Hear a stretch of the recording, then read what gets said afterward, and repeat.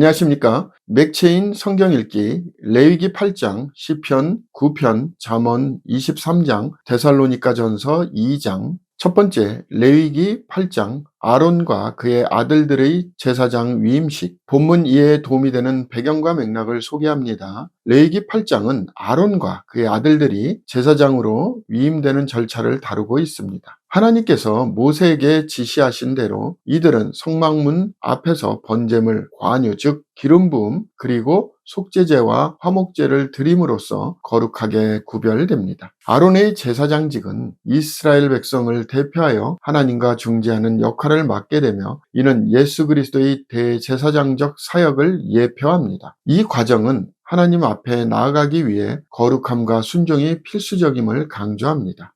본문의 중요 구절을 소개합니다. 레위기 8장 12절에서 13절. 또 관유를 아론의 머리에 붓고 그에게 발라 거룩하게 하고, 모세가 또 아론의 아들들을 데려다가 그들에게 속옷을 입히고 띠를 띄우며 관을 씌웠으며 여호와께서 모세에게 명령하신 것과 같았더라.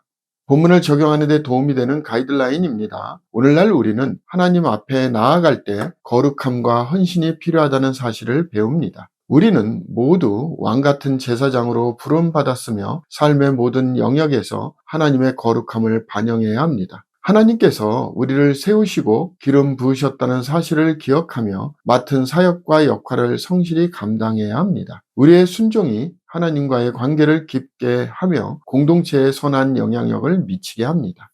두 번째, 시편 9편, 하나님의 공의와 보호. 본문 이해에 도움이 되는 배경과 맥락을 소개합니다. 시편 9편은 다윗의 찬양시로 그는 하나님의 공의로운 심판과 압제당하는 자들에 대한 보호를 찬양합니다. 여호와께서 영원히 앉으시며 심판을 위하여 보좌를 준비하셨도다는 말씀은 하나님이 영원한 심판자로서 의로움을 행하신다는 믿음을 표현합니다. 다윗은 또한 고난당하는 자들의 피난처로서 하나님을 신뢰하며 그분의 이름을 아는 자들은 결코 버림받지 않을 것이라고 고백합니다. 이 시편은 공의와 구원이라는 이중적 주제를 통해 하나님께서 악을 심판하시고 의인을 구원하심을 강조합니다.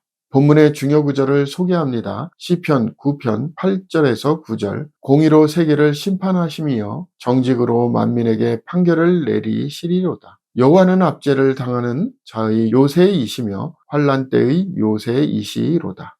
본문을 적용하는 데 도움이 되는 가이드라인입니다. 오늘날 우리는 삶의 어려움 속에서도 하나님이 우리의 피난처이심을 믿어야 합니다. 세상에서 불의와 고난이 있을지라도 하나님은 결국 의로 심판하시며 정의를 세우십니다. 우리의 문제를 스스로 해결하려 하지 말고 하나님의 공의로운 손길을 신뢰해야 합니다. 믿음을 지키며 고난 속에서도 하나님의 이름을 찬양하는 것이 신앙인의 자세입니다.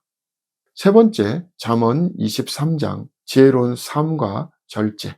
본문 이해에 도움이 되는 배경과 맥락을 소개합니다. 잠언 23장은 절제와 지혜로운 삶에 대한 교훈을 강조합니다. 내 아들아, 너는 듣고 지혜를 얻어 내 마음을 바른 길로 인도할지니라. 는 권면은 세상의 유혹과 탐욕에서 벗어나 하나님의 지혜를 따르는 삶을 살 것을 촉구합니다. 특히 술 취함과 탐식을 경계하며 재물과 일시적인 쾌락에 빠지지 말라고 교훈을 줍니다. 또한 부모에 대한 존경과 훈계를 강조하면서 인생의 방향성을 하나님 중심으로 두는 것이 지혜로운 삶임을 보여줍니다. 본문의 중요 구절을 소개합니다. 잠언 23장 22절에서 23절. 너를 낳은 아비에게 청종하고 내 늙은 어미를 경히 여기지 말지니라. 진리를 사되 팔지는 말며 지혜와 훈계와 명철도 그리할지니라. 본문을 적용하는 데 도움이 되는 가이드라인입니다. 오늘날 우리는 물질적 성공이나 순간적인 쾌락보다 지혜와 진리를 추구하는 삶을 살아야 합니다. 하나님께서 주시는 지혜와 명철은 인생을 바르게 인도하는 나침판이 됩니다. 부모와 선배의 조언을 귀 기울여 듣고 삶의 유혹을 절제하는 것이 중요합니다. 진정한 성공은 세상의 기준이 아닌 하나님 앞에서 신실하게 살아가는 것에 있습니다. 오늘의 마지막 본문 데살로니가전서 2장, 복음 사역자의 자세와 교회의 반응. 본문 이해에 도움이 되는 배경과 맥락을 소개합니다. 데살로니가전서 2장은 바울이 자신의 복음 사역을 돌아보며 데살로니가 교회의 성도들이 복음을 어떻게 받아들였는지를 강조합니다. 바울은 복음을 전할 때 사람을 기쁘게 하려 하지 않고 오직 하나님을 기쁘시게 하기 위해 사역했다고 밝힙니다. 또한 부드러운 어머니와 격려하는 아버지의 모습으로 성도들을 돌보았음을 설명하면서 그들이 복음을 말씀으로 받아들여 삶에서 실천하고 있는 것을 칭찬합니다. 이 장은 진정성 있는 사역자의 자세와 성도의 바른 반응을 보여줍니다. 본문의 중요 구절을 소개합니다. 데살로니가전서 2장 13절. 이러므로 우리가 하나님께 끊임없이 감사함은 너희가 우리에게 들은 바 하나님의 말씀을 받을 때에 사람의 말로 받지 아니하고 하나님의 말씀으로 받음이니 진실로 그러하도다. 이 말씀이 또한 너희 믿는 자 가운데에서 역사하느니라. 본문을 적용하는 데 도움이 되는 가이드라인입니다. 오늘날 우리는 복음을 전하는 사역에 있어 진정성과 겸손을 갖춰야 합니다. 사람의 인정을 구하기보다 하나님의 기쁨을 위해 사역해야 하며 말씀을 들을 때도 단순한 지식이 아닌 하나님의 살아있는 말씀으로 받아들여야 합니다. 우리의 삶이 복음에 합당한 열매를 맺도록 노력해야 하며 성도로서 복음의 증인으로 살아가는 것이 중요합니다. 말씀은 단지 듣는 데서 끝나는 것이 아니라 삶에서 역사하는 능력이 되어야 합니다. 감사합니다.